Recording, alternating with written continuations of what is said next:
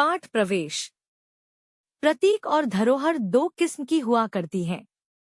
एक वे जिन्हें देखकर या जिनके बारे में जानकर हमें अपने देश और समाज की प्राचीन उपलब्धियों का भान होता है, और दूसरी वे जो हमें बताती हैं कि हमारे पूर्वजों से कब क्या चूक हुई थी, जिसके परिणामस्वरूप देश की कई पीढ़ियों को दारुण दुख और दमन झेलना पड़ा था।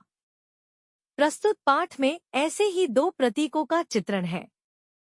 पाठ हमें याद दिलाता है कि कभी ईस्ट इंडिया कंपनी भारत में व्यापार करने के इरादे से आई थी।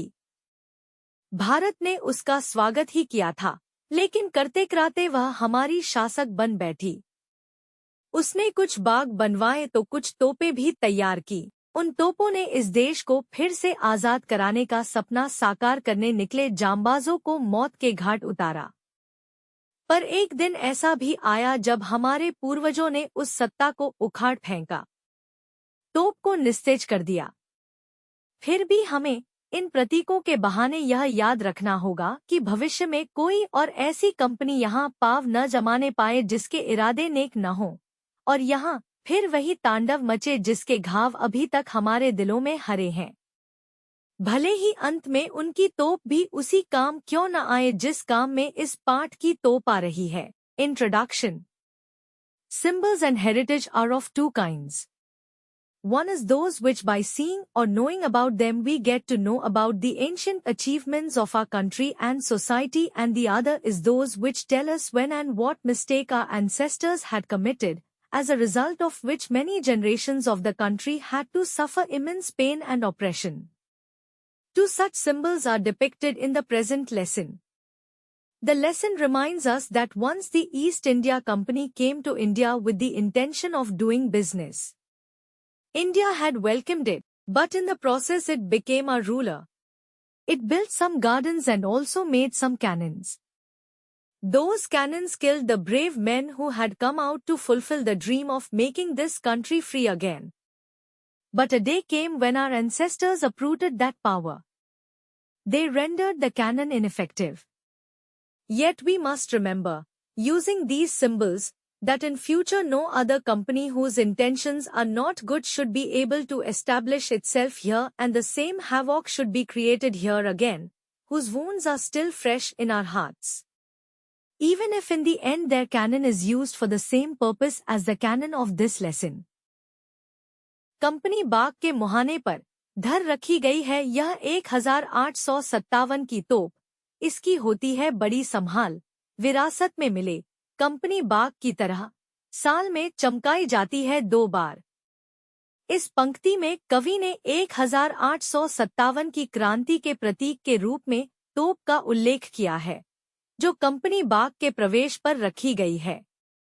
इसे विरासत के रूप में अत्यंत सावधानी से रखा गया है, जैसे कंपनी बाग को संरक्षित किया गया है। इसे वर्ष में 2 बार चमकाया जाता है, जो हमारे ऐतिहासिक धरोहरों की औपचारिक देखभाल का प्रतीक है। यह हमारी विरासत के प्रति हमारी जिम्मेदारी को भी दर्शाता है। In this verse, the poet refers to the cannon from the 1857 revolution as a symbol of heritage, placed at the entrance of the company garden. It is carefully preserved, similar to the maintenance of the garden itself. The cannon is polished twice a year, symbolizing the ceremonial care given to our historical legacies. This also reflects our responsibility towards our cultural heritage. सुबह शाम company बाग में आते हैं बहुत से, उन्हें बताती है यह तोप कि मैं बड़ी जबर उड़ा दिए थे मैंने अच्छे अच्छे सूरमाओं के धन अपने जमाने में। इस पंक्ति में कवि ने 1857 की क्रांति की तोप को मानवीकृत करते हुए उसका व्यक्तित्व उभारा है। तोप सुबह शाम कंपनी बाग में आने वाले लोगों को अपनी शक्ति और इतिहास की कहानी बताती है। यह कहती है कि अपने समय में उसने कई वीर योद्धाओं के अभिमान को तोड़ा और अपनी अद्भुत ताकत का प्रदर्शन किया। यह पंक्तियां इतिहास की शक्ति और वीरता का स्मरण कराती हैं। In these lines, the poet personifies the cannon from the 1857 revolution, giving it a voice to narrate its history. The cannon speaks to the visitors of Company Garden in the mornings and evenings, showcasing its strength and glory. It claims that in its era, it shattered the pride of many brave warriors, demonstrating its formidable power. These lines evoke a remembrance of historical might and valor. अब तो बहरहाल, छोटे लड़कों की घुड़सवारी से अगर यह फारिग हो, तो उसके ऊपर बैठकर चिड़िया ही अक्सर करती है गपशप। कभी-कभी शैतानी में वे इसके भीतर भी घुस जाती है, खासकर गौरें। इन पंक्तियों में कवि ने 1857 की क्रांति की तोप के वर्तमान दशा का वर्णन किया है। अब यह तोप अपनी ऐतिहासिक महिमा से हटकर एक साधारण वस्तु बन गई है, जिस पर छोटे बच्चे घुड़सवारी करते हैं। इसके ऊपर चिड़िया आकर बैठती हैं और गपशप करती हैं। कभी-कभी गौरैया तो इसके अंदर तक घुस जाती हैं।